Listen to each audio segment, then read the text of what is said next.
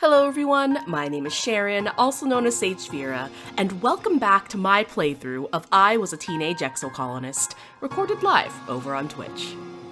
Last time, we started a brand new year on Vertumna, fostering the relationships that we have, learning from Professor Hal, and translating binary code from Congruence. After all of that work, we deserve to have a little fun. And what better way than by sneaking out beyond the Exocolony walls? Do you want to go out there? Yes, I do. I want to go on an adventure outside the colony. I'm a child, but I can still have fun. Look, we got an egg. A hefty red Xeno egg. Ooh, so which way should I go? Should I go right or left, chat? The colony outskirts. What's over here? It doesn't say. I'm gonna go this way. Yeah.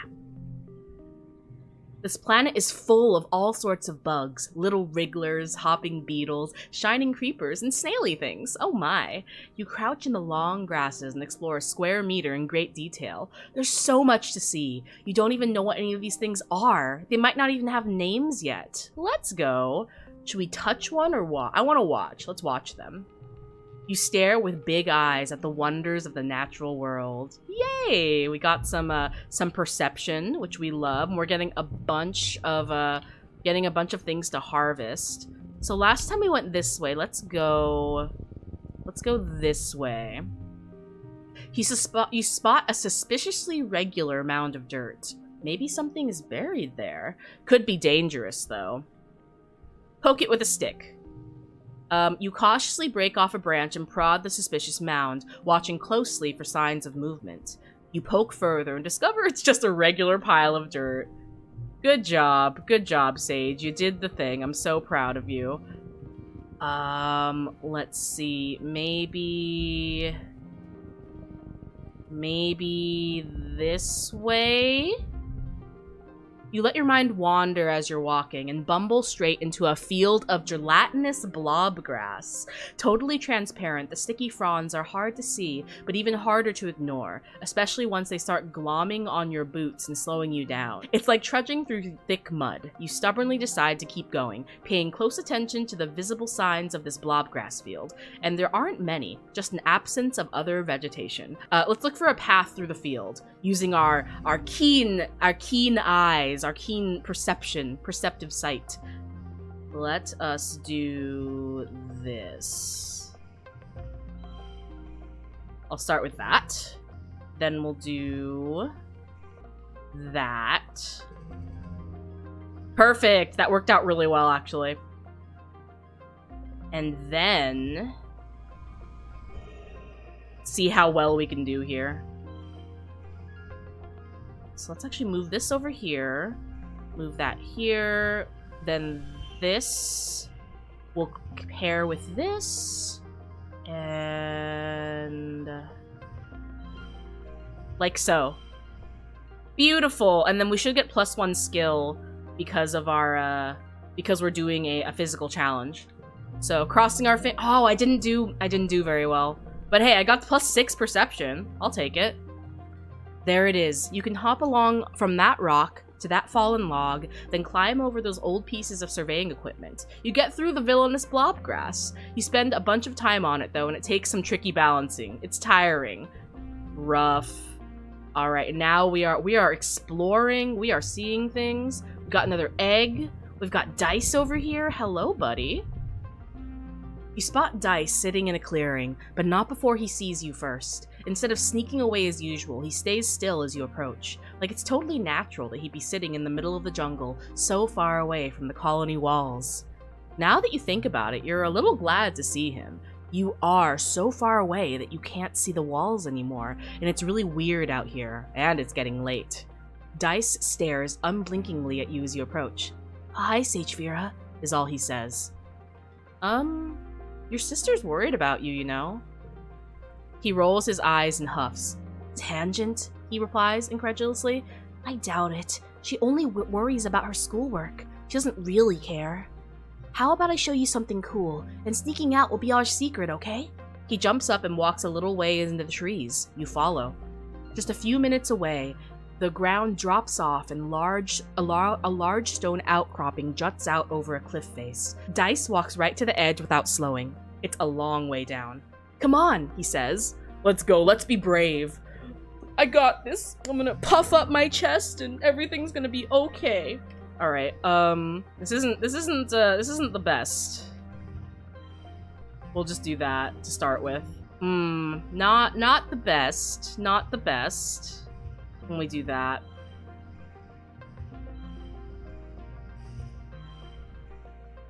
And then... Oh, perfect. This actually worked out pretty well. So, that.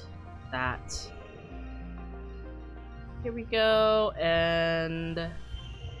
Awesome, let's go. We got the super win. And we actually didn't do as well as I thought. We got +2 bravery, which is fine, I guess. You bravely step onto the rock and walk out to the edge with Dice. You both sit down, feet dangling over the precipice, and look out at the amazing view. It's incredible. You snap a picture with your hollow palm, but you won't share it on the net. This is your secret. Yours and Dice's. Oh my gosh, and can I just... Let me just take my camera down real quick. Look at this beautiful card. And it's like holographic, so I'm guessing it's rare. A beautiful vista. So what a wonderful memory for us to have, am I right? Oh, I love. Let's see. And we can actually keep exploring because we have stress less than 100. So we're getting a lot done today. What is this? Oh, I see. So this is the end of the area. So this is how we were supposed to get here to begin with. So the question is, do we keep exploring? I want to find an animal. Like, that's what I want.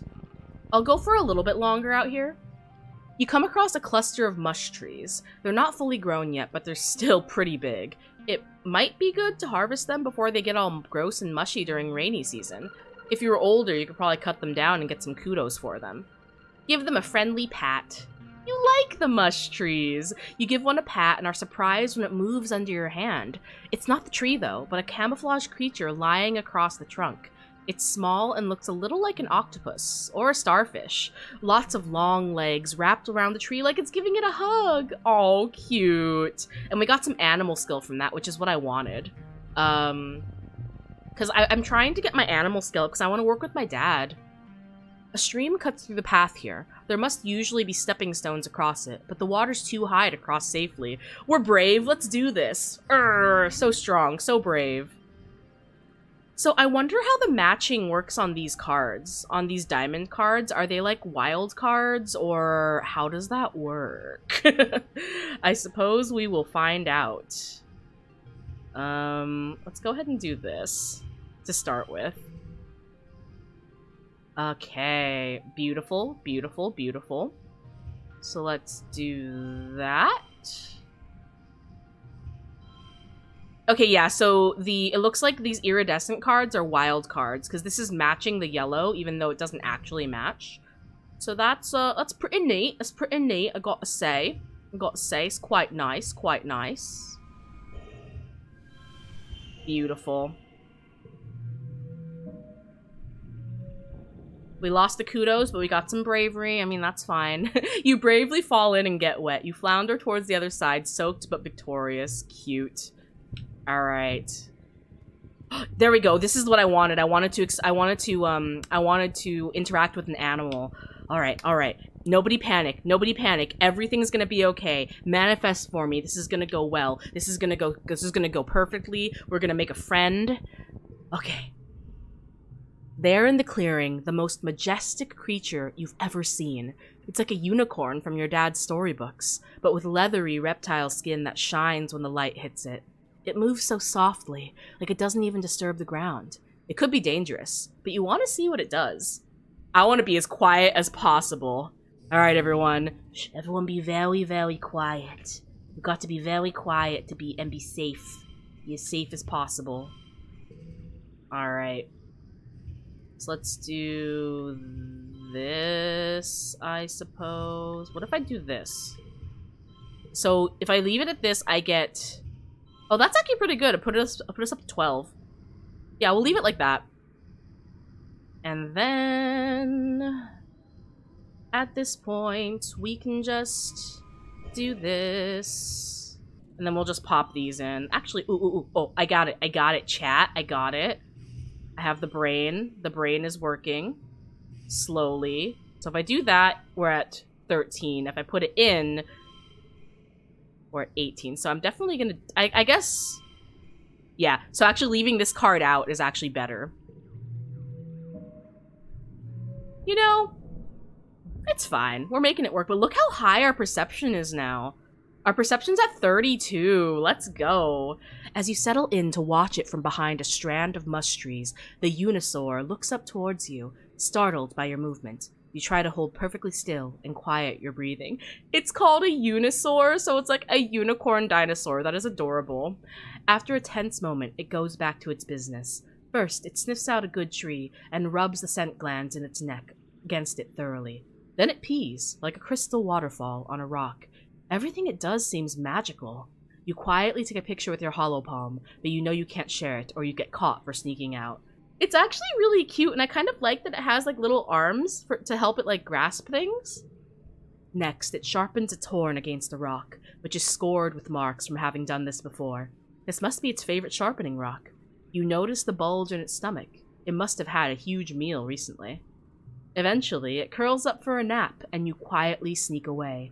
This was so wonderful. Vertumna is a magical place. It really is. Oh, are we gonna get in trouble if we talk to him? Oh, we're gonna get in trouble if we talk to him. Oh, but like, maybe he'll think we're brave. Maybe he'll think we're brave for being out here. Hello? You spot Uncle Tonin. Chief Surveyor Tonin, that is, bumbling about, preparing some automated survey equipment in the clearing.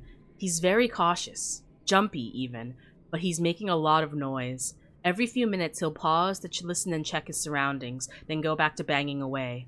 He shouldn't be hard to avoid if you don't want to get caught sneaking out. Ooh, I don't know. I think we should go. You don't want the chance getting caught. Your mom will be mad. You have to find another way around him. Yeah, I think I'm gonna go home. I'm not gonna push my luck any more than I already have. I feel like we accomplished quite a bit while we were out here. You crawl through the big drainage pipe behind the sports ball pitch, carefully sliding the metal grate back into place behind you. Then, carefully check that the coast is clear. Good thing, too, because Uncle Tonin is passing by on his way to the garrison. You curl up in the shadows and wait for him to leave. That was close. Let's go. I feel like we achieved a lot with that, though. We got a lot of skill gains, which is really nice. That was really, really productive. You're finishing breakfast in the common area when Marzipan struts in. Look at you eating cereal, she says, turning her nose up at you. I'll bet you didn't even know what day today is. You're right. I don't know. Today, she announces to the room, is St. Valentine's Day. Dice and Cal wander over to hear more. Back on Earth, Mars explains, it was a day that everybody had to give their best friend a gift, especially sweets. And then you put the sweets under your pillow, and it makes you dream about who you're going to marry. And there are decorations of hearts and arrows, and pigs. Cal laughs. Pigs? We don't even have pigs here. Before Mars can answer, Dice snorts. This is dumb. Marzipan just made it up to get free candy. He rolls his eyes and walks away. As he leaves, Mars shouts at his back, well, nobody was gonna pick you anyway. You stink. I know who my best friend will be. Mars bats her eyes jokingly. Oh, really? Who could it be? She asks playfully. Not you, Mars. Not you. It's gonna be Tangent. I love Tangent. I'm gonna tell the other kids about it, Mars says. So you go around, find your best friend, and give them a gift. She points her finger at you. Make sure to do it by the end of the day, or it doesn't count. And if too many people want to be my best friend, she adds, I'll hold tryouts for the position. It's only fair. She tosses her hair over her shoulder and laughs. Well, sweetheart, it's not gonna be you. It's gonna be my darling darling Tangent. Oh, I got a new perk? Perception level 1, highlight collectibles. All collectibles now glow. Okay, that's neat. So I guess at every notch in the skill, I get a perk, which is really neat. So it gives me more reason to want to level up. Yeah, let's go and talk to Tangent. Uh-oh. You tell Tangent you know where Dice has been going. You tell her he's been sneaking out to explore the jungle. Not far away, but outside the walls. Tange looks concerned. Really? She says, wringing her hands. Is it safe? I'll keep him safe. She eyes you skeptically. Full offense, Sagefira, but you're just a kid, she replies. However, I suppose it's good to know he isn't alone out there. Ooh, what if she blames us if something happens to him? Maybe I shouldn't have said, I'll take care of him. That might have been a mistake. Tangent is waving her hands vigorously in the air. She's playing a study game on her hollow palm where you have to match falling numbers into correct equations. She barely notices you come up. You know, Tangent, logically, we should be friends. You lay out the reasoning, strength in numbers, deal-making as the foundation of human society, and so on. Tange pauses the game and her eyes focus on you. Best friends? That sounds so childish. But I suppose us smart kids should stick together, and it will make Mars stop asking me if I've chosen a best friend yet. She goes back to her game. I accept your proposal. Let's go! Tangent is our best friend now. And yet, if we look at this dialogue, it still says, what I mean is we're not friends. Like, please. Alright, what does Dice have to say to us? Dice is sitting in the grass near the big gates that lead out to the jungle. He's just staring out into nothingness and picks absent-mindedly at the weeds. He pretends to not notice as you approach. I'm gonna sit down with him. He shifts uncomfortably as you sit, but doesn't say anything. You both just hang out, saying and doing nothing. I've gotta say, like, I feel like the friends that you can do this with, the friends that you can just exist alongside them and not have to be constantly talking or constantly doing an activity, just being able to exist alongside someone is such a beautiful thing. Like, you don't always have to be talking to build rapport or build a relationship. And I think that when I want, like, in my relationships, when I'm at that point where I can just exist alongside someone, that's what really, like, means that, you know, we've gotten close because we're comfortable enough to just be around each other, and I think it's a nice thing. You stare out the big gates. The grass in the colony is trimmed short by garden bots, but out there it's wild and as high as your waist. Head Surveyor Tonin is prepping his equipment for an outing. He's bringing a lot. Maybe he's about to stay there overnight. You're starting to wonder if Dice will ever acknowledge you when he says, I've gotta go. As he starts down the hill, he pauses and says, this is a good spot. I'll probably come back here tomorrow.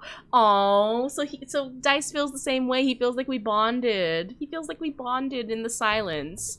That's cute. I like that. I like that Dice feels that bonding through silence is a thing. And then there's Mars. Mars is in a huff. Ah, because you didn't pick her for Valentine's Day? Ugh, seems like nobody picked her. She crosses her arms and scowls at you. You chose Tange over me? She doesn't even like people. What are you gonna do, be study buddies? Boring. Whatever, Mars mutters, tossing her hair. I'm just too mature for kids my age. The older kids get me, even if you don't. Oof, Mars is angry because we didn't choose her, but, you know, she's just gonna have to deal with it. I decided a long time ago that Tangent is gonna be my best friend, and I am nothing if not stubborn. And so, our bonds with our fellow exocolonists begin to shift and grow, just as we are. Only time will truly tell which of our relationships will blossom and which will be cut short. The only thing to do is live and appreciate what we have while we have it.